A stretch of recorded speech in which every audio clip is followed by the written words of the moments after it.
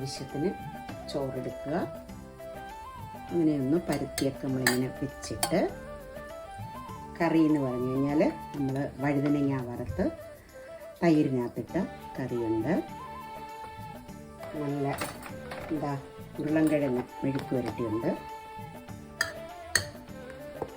ഉരുളൻകിഴങ്ങ് ഗ്രീൻ പീസും ഒക്കെ ഇട്ട് മെഴുക്ക് പുരട്ടിയാണ്. പിന്നെ ഒന്നാന്തരം ചുട്ടരച്ച മുളകിൻ്റെ ചമ്മന്തിയുണ്ട്. 2 കഷ്ണം തിലോപ്പിയ മീൻ ഫ്രൈ ചെയ്തതുണ്ട്.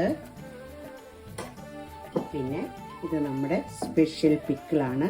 തണ്ണിമത്തൻ്റെ തൊണ്ട് കൊണ്ടുണ്ടാക്കിയ പിക്കിളാണ്. ഇന്നത്തെ ചോറ്റുപാത്രം അടിപൊളിയല്ലേ? നല്ല ടേസ്റ്റ് ആയിരിക്കും കുഴച്ച് കഴിക്കാൻ.